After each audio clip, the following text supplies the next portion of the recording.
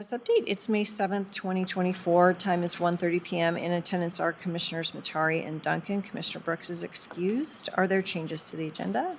Nope. Okay, hearing none. I will remind everybody we only have 30 minutes for this meeting, and we have some stuff that we want to make sure we get through. So I'll call for public comment now and after. Public comment? Okay. Item 1, this is the Justice Center update from Turner, Townsend, Heery. And David Mendez, please. Good afternoon, David Mendez with Turner and Townsend Heery. I have worked with Finance Director Brandy Falcon. We've got a full sheet on your budget update this time, and it has the funding mechanisms and the amount to be funded, and also the far right column, as we start to complete some of these budget items, pay attention to the variances. For example, we've finished out our permitting, and we have 62,000 remaining in that budget item. So we underran that projection. So as far as contract items, update on them. You'll see under design contingency, we've added a couple of items, roof anchors, final permit revisions. That they're working on that CCD 6, so that'll be the next change that you'll see, and that's from comments from the city. Those will be incorporated into the final set of plans, and there's bound to be some cost adjustments for changes that were made during that process. The DC 11 is the last item in that column, is, and we talked about this last time, but it's the point and patch on the exterior concrete. So I don't have any numbers from that. That's probably going to be in the $12,000 to $15,000 range, and that comes from a product requirement from the manufacturer. Under construction contingencies, when you get down to item C5, those are to be determined numbers. Those are budgeted numbers, but we've not seen final numbers from the contractor. The other items we've already seen, and those I gave you a packet of signed and approved changes on that. That does it for now. We don't have any new items coming up. I would like to point out, though, a schedule. Next a week from Thursday on May 16th, there was an email that went around regarding the BDA system. So that's the radio boosting system that's going to be required so that all the radios for emergency services work within our building.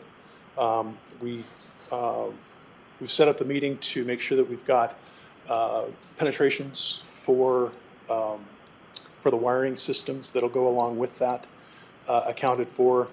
By July, we'll need to have that information, but we won't be able to test the building and determine what kind of a system we'll need to incorporate into the design until all the walls are in place, and that'll happen in November. So I know we've discussed that before, but there's been a string of emails that came around here recently that people are a little nervous about making sure that gets incorporated properly. And so this meeting on next Thursday will be to make sure that happens properly. And I'll just add that we had one added to, I can't remember if it's the courthouse now. I think it was the Justice Center original, that the bailiffs were having trouble with their radios. And so it was, well after the building was, decades after it was in use. So these things can be added afterwards, and that's typically what happens. There has been a lot of discussion about whether the existing, we may determine that through testing that the existing system that's in this facility will satisfy the broadcast requirements, but likely will not. And then do we replace with one system? It's my understanding that there's the possibility of interference, that you get too close, the frequencies are too close and they interfere with each other. So it's likely that we'll have to have a new system, and it's likely that it'll have to cover both facilities. Okay. And we have budgeted for that, so.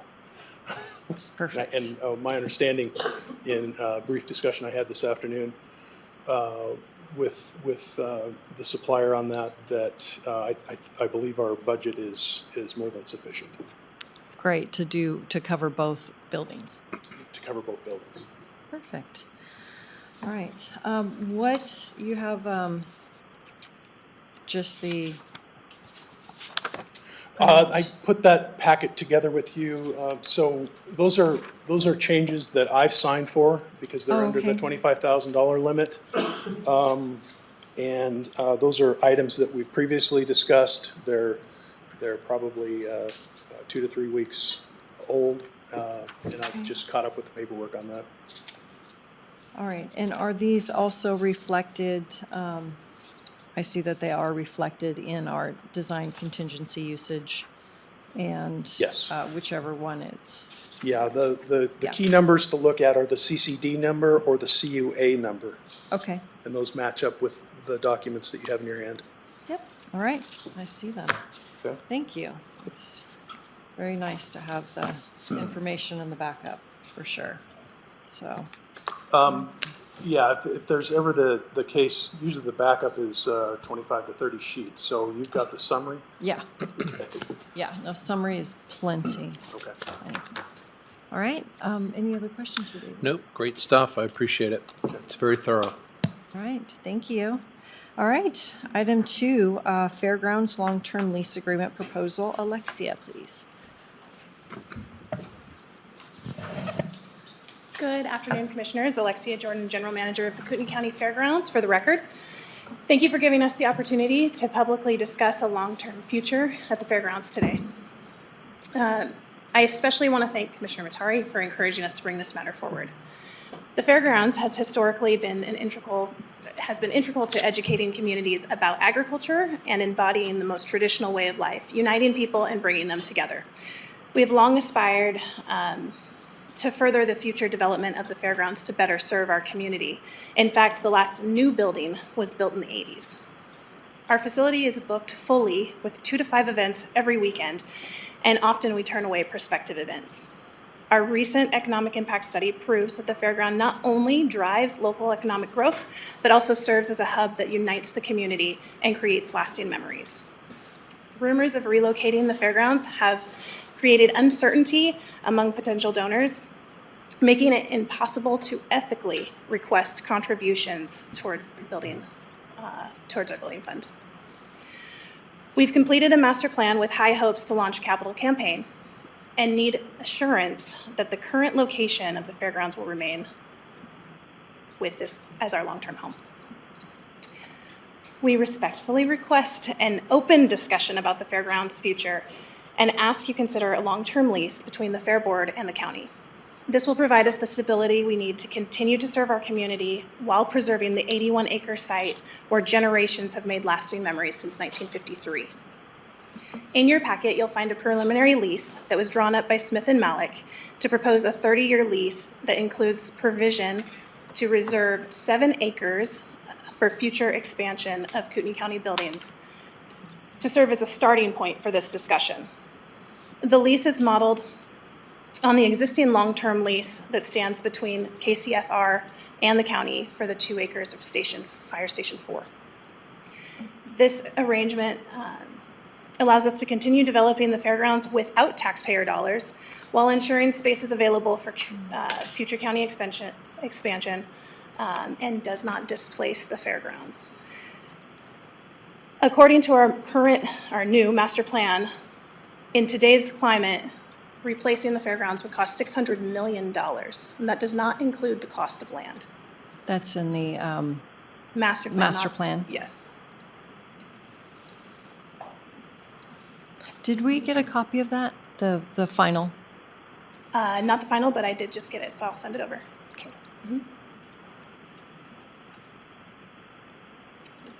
That is all I have, other than I just want to bring it forward and get your guys' thoughts. Okay. I did not have a chance to review the lease, and so with your email, I did not know that there was a lease that was going to come, so. It's just a start for the topic. Yeah. Yeah, I think that, there is no plan right now, long-term.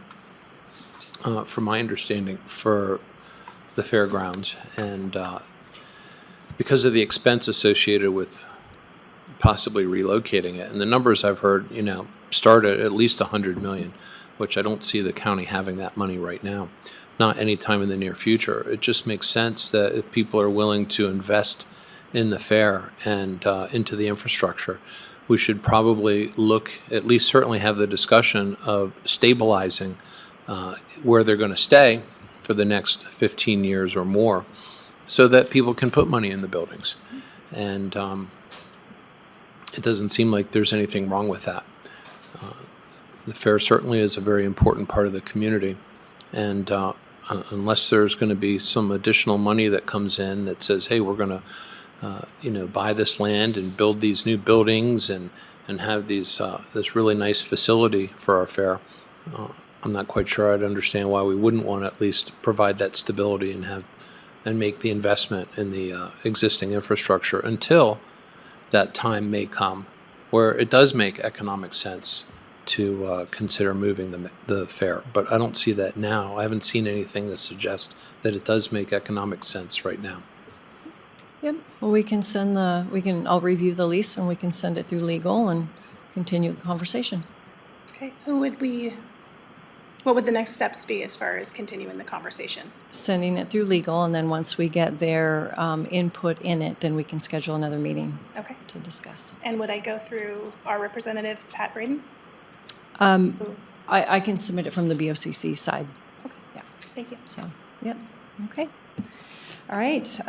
Item 3, and we have Colin on the phone. This is Kootenai County Jail Impact Fee Proposal. Bruce, you want to start us? Yes, as just to kind of bring people up to speed, we are working on trying to get an impact fee imposed, or at least agreed upon, that the cities would collect it. We've been working on this, I guess, this started long before I came on the board, but I've been working on it since we got on the board, and it's going very slow. One of the cities identified some flaws in the methodology that was used, which I think people as a whole agree with the methodology, that it really wasn't as sound as it could have been. Payette County seemed to have developed a methodology for determining their jail impact fee that would be a lot stronger and potentially be more resilient under legal scrutiny. And so as a consequence of the last meeting with the mayors, we decided to go ahead and let's look at getting our methodology for the jail impact fee recalculated. And so we retained Tischler, I believe it is. Have we signed? We've talked with them Okay. about putting together a proposal. The initial proposal was to recalculate all of the impact fees that we had looked at, which included parks and waterways. I think there was a small fee that we had for some equipment at the jail, which lasted, we could show, more than 10 years. And then, of course, the jail fee itself. And that initial proposal was right around $50,000. And I didn't really think that that was prudent, given the fact that the parks fee would not be collected by the cities at this point in time. And we agreed to remove that equipment fee. So this is a new proposal just for the jail bed fee, and I think it came in at around $27,000 or $28,000, $29,000 maybe, but below $30,000. Yep. Okay, so that just leaves us with the one jail bed fee, and that's all we're going to go forward with right now, according to, our public hearing and all that. Yes. That's all we're going to go forward with, because the cities have kind of made it clear that they're not interested in collecting the other fees.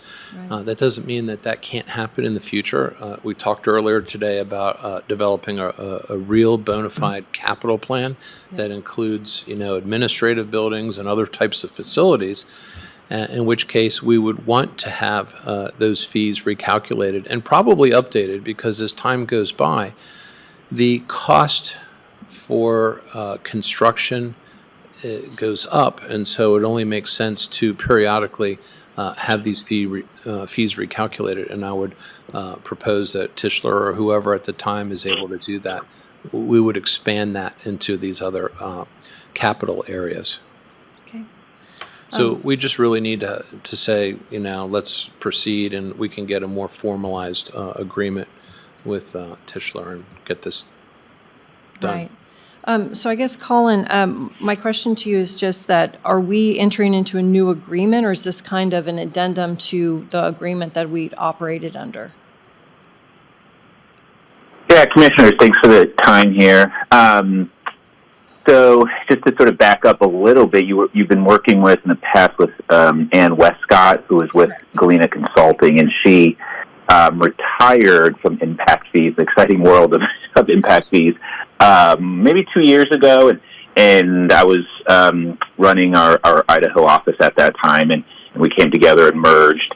And so Tischler buys Galena does have a relationship with Kootenai County that we can continue on, or however we want to move forward. This new proposal does sort of bring in what was done previously, but then to the previous comments, there's other methodologies that we would explore to sort of make sure that this is an airtight study. Okay, and then if we're just going to go ahead with the jail fee, and we're going to do all of the requirements, the public hearing and everything, is there any reason why it would hurt to come back in a year or two to examine an administrative fee for administrative buildings? Great question, Commissioner. When usually these studies are good for about 12 to 18 months, because we have to set these levels of service and do growth projections. And so if we were to move forward in 2024 with the jail study, we could piggyback on, the work that had been done for probably 12 months. And so there's a lot of savings there, cost savings. But once you move into, past a year and a half, you'd sort of do a full study. And in Idaho, we have to update these reports every 5 years as well. So if you're, moving into 3 years after the jail study, then maybe we just do that 5-year update with the jail and then include other components. Okay, great. All right, any other questions? No? All right, so Colin, then will you get us that reduced proposal so we can go ahead with the, We have it. okay, It's in our packet. okay. I didn't know if it was ready for signature for business meeting. Oh, I think it's just the proposal. I don't think, you want a contract. Whatever we need to sign next Okay. week, sure. Yeah, okay. We'll get that squared Okay. away. So, Perfect. thank you. All right, And Commissioners, just to add a little bit more, it sounds like there's a bit of urgency to get this rolling. I am, just as a heads up, going to be on vacation for parts of June, so I am free before then, or we could schedule a time just to kick it right off in June. Well, we should be able to get this thing rolling. We're looking to get it started next week, and then you take it from there. Okay. Wonderful. Yeah, sounds good. Yeah, we All just need to get the Yeah, that's documents good. from you so we can get it on the business meeting. Yeah. and Okay. then whatever you need from us as far as the committee that we were going to use from the impact fee for the fire commissioners or the fire districts, we were going to, I think, use that same committee, and I'm pretty sure that we signed a resolution to that effect. Yeah, Yeah. yeah. Okay. Well, Wonderful. Wonderful. Thank you. thank you, Colin. Have a nice day. Thank you. Thank you, too. All right. It's 1:49, public comment.